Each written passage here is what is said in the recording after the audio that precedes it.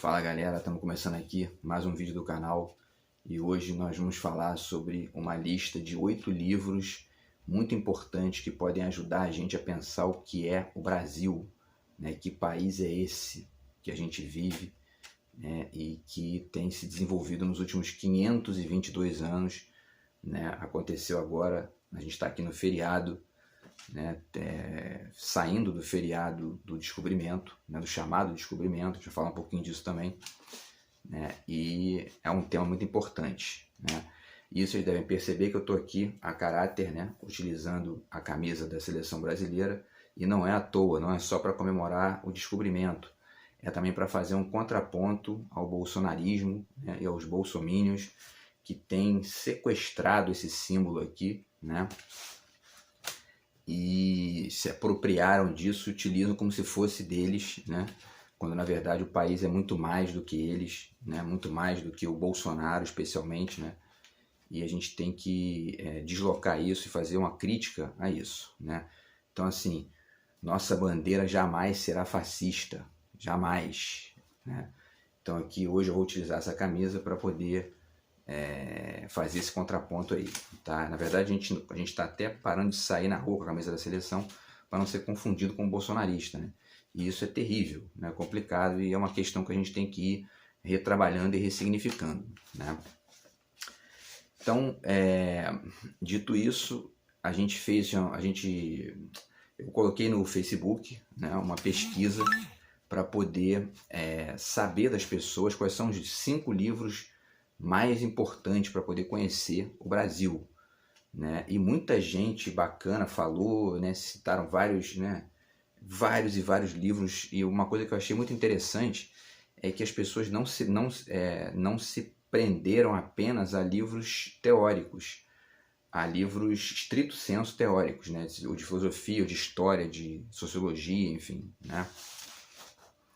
Teve gente citando, né? Enfim, literatura de romance, de conto, né? Então foram citados o Guimarães Rosa, né? Citaram o Jorge Amado, né? Um monte de gente bacana, e eu vou até falar alguns para vocês aqui, porque eu acho que a lista é bem interessante, tá? Então citaram, por exemplo, o Torto Arado, né? O livro que ganhou o Jabuti recentemente. Citaram o Quarto de Despejo, né? Que também é um livro importante aí do Brasil recente. O Macunaíma, claro, né? O Brasil, uma biografia, da Lilia Schwartz. Carnavais, Malandros e Heróis, do Roberto da Mata. Tristes Trópicos, do Levi Strauss, né? Brusundanga, do Lima Barreto, né? Os livros do Laurentino Gomes. República das Milícias, do Bruno Paz Manso, né? Não Verás País Nenhum, do Inácio de Loyola Brandão. Os Bestializados, do José Murilo de Carvalho. Formação Econômica do Brasil, do Celso Furtado. Os Sertões, do Euclides da Cunha, né? O Milton Santos, que é um livro que inclusive eu li e eu descobri que eu perdi aqui por acaso, né? Que é o Por uma Outra Globalização, que é muito o Milton Santos, grande pensador brasileiro, né? O Pedagogia do Oprimido, do Paulo Freire, foi citado também. Urupês, do Monteiro Lobato, né? O livro do Silvio Almeida, também, né? Falando sobre o racismo estrutural. E o Viva o Povo Brasileiro, do João Ubaldo Ribeiro, tá? Então, assim, muita coisa bacana foi citada, e que a Privataria Tucana também foi citado, né? Que é um livro importantíssimo do Brasil recente também. Então, assim, muita coisa legal, tá? E eu fiz uma lista dos meus 8 livros aqui, são 8, né, que eu acho que são os mais importantes. É evidente que tem outros, né, mas eu fiz uma lista para limitar 8 aqui, para não ficar muito extenso o vídeo, tá? E eu achei interessante também, ainda pensando foram mais de 400 pessoas comentando, né, nas postagens que eu fiz lá. Muito bacana, eu agradeço aí a todo mundo pela participação, tá? Ajudaram pra caramba a fazer esse vídeo aqui. E assim, eu achei muito legal também que algumas pessoas sugeriram livros que não são estritamente sobre o Brasil, mas que, no ponto de vista delas, ajudariam a gente a enxergar melhor o país. Então, por exemplo, determinados livros, 100 Anos de Solidão, do Gabriel Garcia Marques, foi citado por conta de ser uma narrativa fantástica, né? O Príncipe do Maquiavel foi citado também. O Eichmann em Jerusalém, da Hannah Arendt, também foi citado. Ensaio sobre a Cegueira, do Saramago, né? O 1984, do George Orwell, né? Que inclusive esse programa da Globo Big Brother, ele se apropriou de uma expressão desse livro do George Orwell, né? Que é o Big Brother, né? E citar até a Turma da Mônica, que, segundo consta, poderia ajudar a gente aqui a entender o Brasil. E, de fato, tem razão. Quem sugeriu isso aqui tem razão. Agora, teve gente também assim, né? Tem sempre os absurdos, né? Tipo assim, gente sugerindo que o Olavo de Carvalho seria um bom livro para explicar o Brasil, assim, né?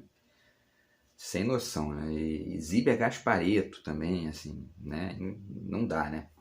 Mas, enfim, é isso, né? Então foi bacana essa pesquisa, agradeço a todo mundo que participou aí, tá? E assim, só para constar, né? Falar aqui de 3 livros que, na verdade, não vão estar na lista, mas que poderiam estar perfeitamente, né? Que é esse livro aqui, 1822, do Laurentino Gomes. Acho bacana citar porque é um livro que nós estamos agora no ano do bicentenário da independência, né? Então esse livro tem essa marca bacana. Eu ainda não li, né? Então por isso que eu estou, inclusive, deixando de falar dele aqui nesse momento. Esse livro também muito importante, que é o A Elite do Atraso, do G.S. Souza, que eu também não li ainda, então quer dizer, não posso falar, mas vou ler esse ano com certeza, né? O livro do G.S. Souza e o livro do Ciro Gomes, que é o Projeto Nacional O Dever da Esperança, que eu estou terminando de ler, estou no finalzinho, faltam 30 páginas para acabar, né? E eu acho um livro importantíssimo, né? Um retrato importantíssimo aqui do Brasil recente, né? Não só no sentido do desenho das últimas 2 décadas aí, mas especialmente no sentido de estabelecer um projeto para o futuro, né? Então, enfim, dito isso, né? São 3 livros muito interessantes que não estão na lista. Agora, eu fiz uma lista, então, de 8 livros, né? Na verdade, são 7 livros e tem um outro que são crônicas, né? E que estão espaçadas, eu vou falar disso também, né? Mas que elas em conjunto criam ali uma discussão emblemática sobre o que é o Brasil, tá? E o interessante é que dessa lista de 8 livros que eu fiz, e que eu já tinha feito antes de fazer a pesquisa, 6 desses 8 livros não apareceram em nenhum desses 400 comentários. Que é muito interessante, é muito curioso isso, né? Sim, aí antes de falar a lista ainda vale um outro detalhe aqui. Existem 3 livros que são os mais citados por todo mundo nesse tipo de lista, né? Quando se fala em lista de livros para explicar o Brasil. Os 3 livros são o Casagrande Senzala, do Gilberto Freire, né, que eu não li ainda que eu conheça aqui o roteiro da discussão e tal, mas eu não li. O Raízes do Brasil, do Sérgio Buarque de Holanda, que eu já li, mas não tenho ele aqui físico, né, só tem em PDF, e eu li em PDF na época. Então, assim, mas é um livro importantíssimo também, só não está na minha lista aqui porque eu não tenho ele físico, né? Eu gosto de mostrar o livro e tal, enfim, mas ele é realmente um dos livros mais importantes para a gente entender o Brasil, né? E O Povo Brasileiro, do Darcy Ribeiro, que esse está na lista aqui, a gente vai falar um pouco sobre ele também, tá bom? Então, sem mais delongas, vamos aqui à lista, tá? O primeiro da lista é a Carta do Pero Vaz de Caminha, tá? Que tá aqui, ó, né? É a Carta do Pero Vaz de Caminha, certo? Que acho que uma das questões mais interessantes de analisar a Carta do Pero Vaz de Caminha, tem várias coisas bacanas aqui, né? Dá para fazer um vídeo inteiro sobre cada um desses livros. Mas, enfim, uma questão interessante de se salientar aqui é o messianismo dos portugueses, né? Que fica bem explícito aqui na narração que o Caminha vai fazendo daquelas primeiras impressões que ele tem do Brasil, né? Aquela primeira simbologia, a inocência dos indígenas e tal, né? E aquela necessidade que ele vê ali de catequizar os índios e tudo mais, né? Tem até uma parte aqui que é uma nota, na verdade, é a nota 27 da página 93 que eu separei para falar para vocês, que ele diz, né? Que, na verdade, a nota diz o seguinte, né? Ele fala dos bons rostos sem cobertura alguma, né? E essa perfeição física dos indígenas teria impressionado bastante quem com eles lidou nesses primeiros anos de contato. Assim, a sua nudez demonstraria sua inocência, pois, como não tinham sido corrompidos pela civilização, eram naturalmente bons, tal como Deus os tinha criado, vivendo ainda no seio de uma natureza sã e acolhedora. Estavam então isentos do pecado e aguardavam apenas que até eles fosse levada a palavra de Deus para que se tornassem bons cristãos. Pelo menos era o que se pensava.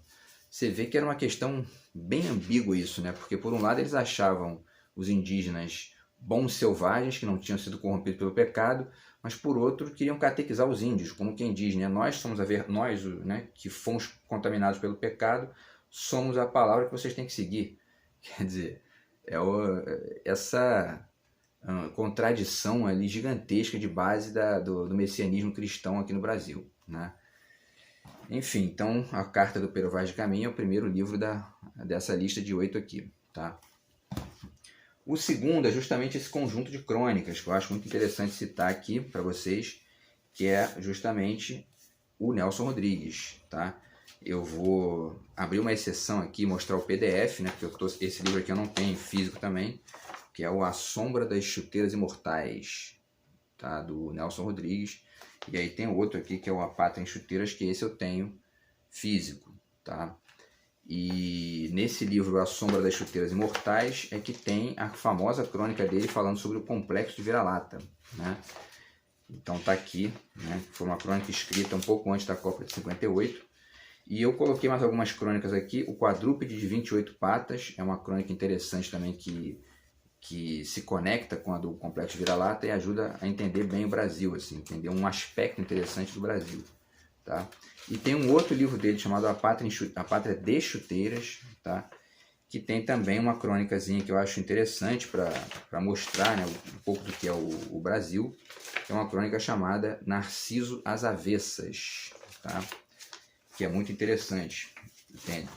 E nesse livro A Pátria em Chuteiras, né, tem uma crônica chamada Voltamos a Ser Vira-Latas, na 120. Então todas essas crônicas aqui conectadas, elas montam um conjunto, né, de ideias que é muito importante para poder entender um aspecto fundamental da lógica brasileira, que é justamente o complexo de vira-lata, que é essa tendência que o brasileiro tem de cuspir na própria imagem, né? Eu contei para vocês num vídeo recente aí, falando sobre aquela questão das festas, né? Que a gente ia e que o pessoal, naquela música do Legião Urbana, que país é esse? As pessoas gritavam, é a porra do Brasil, né? Então, quer dizer, isso é um comportamento típico do complexo de vira-lata, de ficar cuspindo na própria imagem, tratando o próprio país. O brasileiro é o seguinte, né? Um exemplo aqui, né? Não é todo mundo, evidentemente, mas esse brasileiro que tem complexo de vira-lata, ele é o brasileiro que joga o lixo na rua, no chão, aí você reclama com ele e fala só, você jogou o lixo no chão. Aí ele vira e diz, mas é porque é para garantir o emprego do gari, né? Quer dizer, né? Ele justifica o fato de estar sujando o próprio país com uma piadinha, tem um cinismozinho escroto, né? Entendeu? Então, enfim, e essas crônicas do Nelson Rodrigues demonstram muito bem isso, né? Esse caráter do brasileiro aí inclusive de valorizar demais o que é dos centros de poder e de menos o que é do próprio Brasil aqui, né? Não significa necessariamente que tudo que está aqui tem que ser valorizado só porque é daqui, porque isso aí seria um patriotismo estúpido, né? Mas ao mesmo tempo ficar cuspindo na própria imagem e só valorizar o que tem lá de fora, né? E é o Paulo Guedes, por exemplo, né? Quando o Paulo Guedes vai fazer uma criticazinha, né? A primeira coisa que ele lembrou foi o quê? Da Disney, né? Que é o paradeiro turístico, né, da classe média brasileira, que adoraria ter nascido em Miami, mas não nasceu, né? Nasceu no terceiro mundo, que para eles é terceiro mundo, porque eles cospem na própria imagem, né? Tudo isso é denunciado pelas crônicas do Nelson Rodrigues e vale a pena ler para poder entender um pouco melhor o que é o Brasil, né? Vamos ver o tempo aqui. Então, partindo para o terceiro livro, é esse livro aqui, O que faz o Brasil, Brasil, que foi citado pela galera lá no Facebook, tá? Do Roberto da Mata. É um livro muito interessante porque o da Mata trata aqui, né? Eu fiz o resumo rápido aqui das questões. Ele fala das relações raciais, do carnaval, da ordem militarizada, né? Que é essa coisa estranha que o Brasil tem, que é uma conexão com o militarismo, que é típica de república de banana, né? de país subdesenvolvido, porque os países realmente desenvolvidos do mundo, o exército e a esfera pública política são radicalmente separados, né? Não tem essa conexão.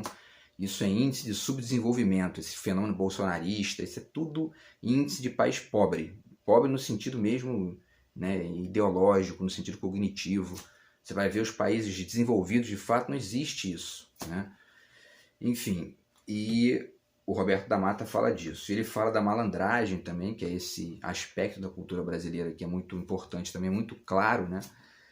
Tanto para o bem quanto para o mal. O jeitinho brasileiro também, tanto para o bem quanto para o mal. E o sincretismo religioso, né? São questões que ele toca nesse livro aqui, que é um livro muito interessante. Tá? O Roberto da Mata é um pensador muito bacana do Brasil aí, recente, e é um cara que tem que ser acessado também. Tá? O quarto livro são, na verdade, dois, né? São os dois manifestos do Oswald de Andrade, tá? Que estão nesse trabalho fantástico aqui do João César de Castro Rocha, tá? Que é o Antropofagia Hoje. Tá? Os dois manifestos estão aqui. E eu destaco aqui dos manifestos, né, especialmente o manifesto da antropofagia, no qual o Oswald ataca a catequese, justamente essa catequese que é nuclear na carta do Pero Vaz de Caminha, né? Então é como se fosse o espelho crítico do outro, né? E ele ataca o Padre Vieira, ataca o Anchieta, né? Enfim, ele vai fazendo uma crítica a esse messianismo religioso que, no final das contas, estava atrapalhando, né, uma certa potência brasileira a se desenvolver. Né? Então, os trabalhos do Oswald são fundamentais, a antropofagia cultural é uma questão fundamental. A gente já trabalhou isso num vídeo anterior e vamos voltar a isso, com certeza. Né? E vamos voltar também ao Complexo de Vira-Lata, porque essa foi a minha dissertação de mestrado. Eu quero falar um pouco disso também num vídeo aqui para vocês. Tá? E o trabalho do Oswald, então, é o quarto livro da lista. Tá? Também não foi citado por ninguém, o que eu acho muito curioso. Né? Mais de 400 pessoas falando a esse respeito e ninguém citou o Oswald de Andrade. É uma coisa interessante a gente pensar por quê. Né? Mas, enfim, o quinto livro da lista é justamente O Povo Brasileiro, do Darcy Ribeiro. Tá? Que é um grande livro, né? Um dos livros mais importantes da nossa história. Né? E o Darcy é um pensador não só da produção acadêmica, estrito sensu, né? Mas é um cara que entrou para a política, que projetou um monte de coisa, o CIEPs, né? Trabalhou na parte, né, institucional de educação, né? É uma figura interessantíssima da nossa história. E eu destaco só um trecho final aqui do prefácio, né?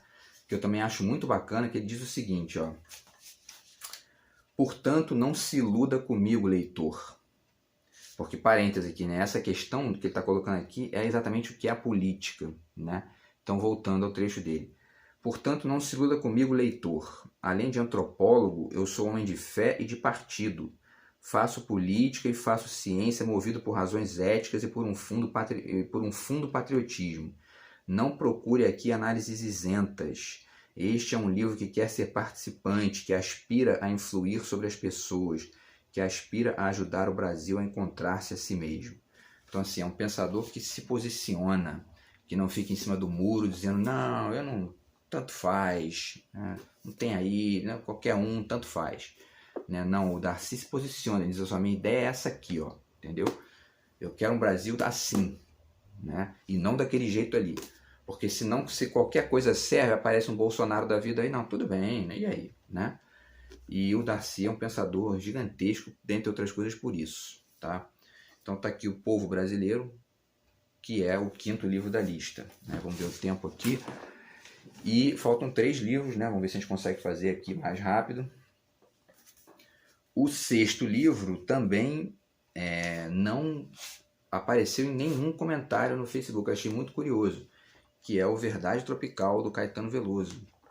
Eu acho um livro importantíssimo para poder a gente entender, né, o que é o Brasil, porque ele faz um retrato extenso, rigoroso, profundo sobre o Brasil do século XX, as contribuições da arte para a formação, né, do país e do desenvolvimento até mesmo político do país. Né? E, enfim, Verdade Tropical é um livro importantíssimo. Né?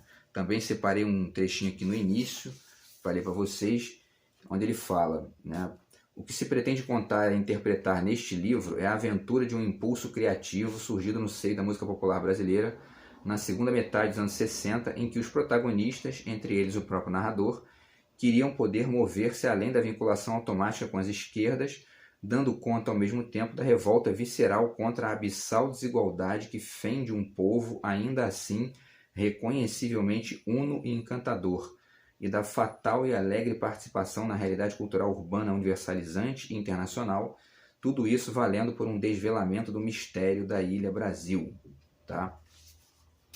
E aí o Caetano vai, né, navegando por todos os movimentos artísticos do século XX mais importantes aqui no Brasil, desde a antropofagia do Oswald, né, as vanguardas, como elas foram apropriadas aqui, também na Europa, né, a música dos Estados Unidos, mas também a poesia concreta, né, o teatro oficina, o Chico Buarque, o cinema novo, né, enfim, é uma série de... Eu até anotei aqui, de ver se faltou citar alguma coisa, né?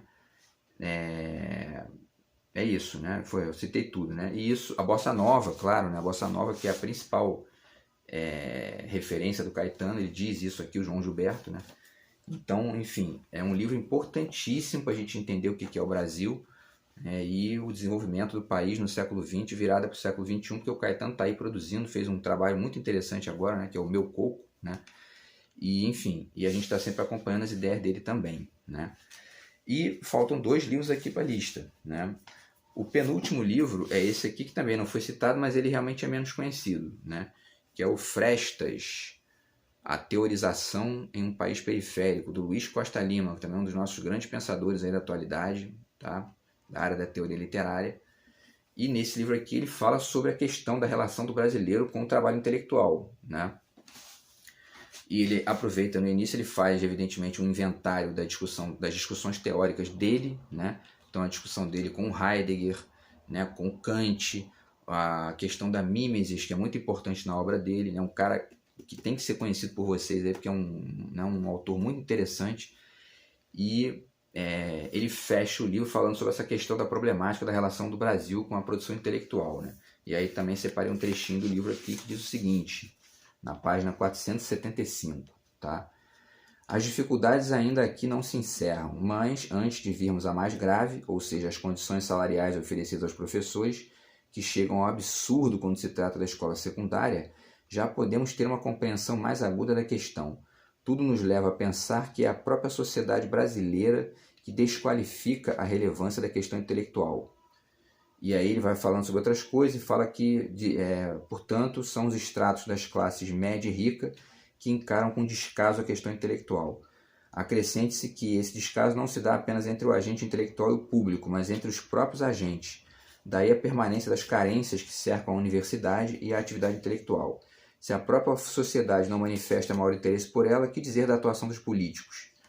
Se a linhagem populista ainda pensa em soluções parciais, simplesmente ignora a questão, né? Vale a pena ponderar aqui a ressalva de que o Ciro Gomes é uma pessoa nitidamente que funciona num registro diferente dessa maioria política que ele está citando aqui, né? Que é um trabalho, quando você lê o livro do Ciro, você vê que é um trabalho teórico, importantíssimo, com uma pesquisa séria, né? E que não está vinculado a nada populista ou coisa do tipo, tá? Mas enfim, o Frestas, A Teorização em um País Periférico, do Luiz Costa Lima, é um trabalho importantíssimo também sobre o Brasil. Tá, então vamos ver aqui o tempo, né? Estamos fechando aqui o vídeo. E o último livro de hoje, né, que a gente vai citar, é esse livraço aqui, que também não foi citado por ninguém na pesquisa do Facebook. Eu também acho impressionante as pessoas não conhecerem muito esse livro, que é um livro assim que todo mundo tinha que ler esse livro. Chama-se Veneno, Remédio, o Futebol e o Brasil. Um trabalho genial do José Miguel Wisnik. Inclusive o Caetano Veloso dedica o Verdade Tropical ao Wisnik, né, que também é um dos nossos grandes pensadores aí. E esse livro é fantástico, né, porque ele faz uma avaliação do Brasil a partir da participação da seleção brasileira nas Copas do Mundo do século XX todo. Né? Então, desde o início, lá na primeira Copa, na década de 30, passando pela Copa de 50 no Brasil, pelas conquistas brasileiras de 58, 62, 70, enfim, passando e aí vai até, né, passa pela tragédia, né, de 82, aquela derrota do Brasil, a vitória em 94, né? Enfim, e chega até o início do século XXI, tá? Mas interessante o trabalho do Wisnik porque ele faz, né? Daqui eu anotei umas coisas interessantes, ele usa o futebol como chave para a gente entender o Brasil através das Copas do Mundo. E aí ele cita uma série de conexões, ele faz conexões entre a produção artística e teórica do Brasil e o futebol, de uma forma brilhante, assim, né? Então ele fala do Macunaíma, por exemplo, conectando com as conquistas de 58 a 70, né? Fala da relação entre o Garrincha e o Pelé, fala da questão do drible e da questão da elipse, né? Como uma espécie de marca brasileira, né? Ele fala também, e aí ele fala do Machado de Assis, do Antônio Cândido, né? do Pasolini, e ao mesmo tempo do Pelé, do Garrincha, do Romário, do Zico, do Ronaldinho Gaúcho, enfim, de todos esses craques. E o livro é fantástico, porque, assim, para finalizar, né, essa descrição do livro aqui, dá para fazer um vídeo inteiro sobre esse livro, com certeza eu vou fazer, mas assim, o mais interessante desse livro que eu acho é que ele ataca essa questão que existe, é um lugar comum, né, entre as pessoas, que é o seguinte: não, futebol é uma bobagem, futebol é o ópio do povo, serve para as pessoas, né, ficarem ali despolitizadas e não prestar atenção nos grandes temas.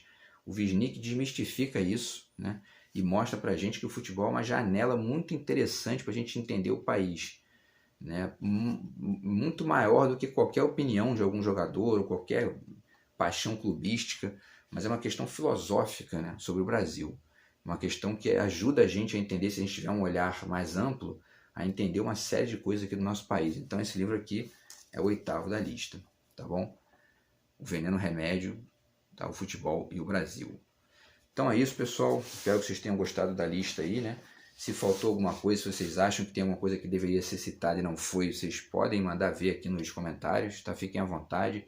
Se quiserem criticar também os livros, também fiquem à vontade, tá? O espaço é aberto para vocês opinarem. E se você gostou, curta o vídeo, compartilhe e a gente se vê no próximo vídeo do canal, beleza? Abraços e até a próxima. Valeu!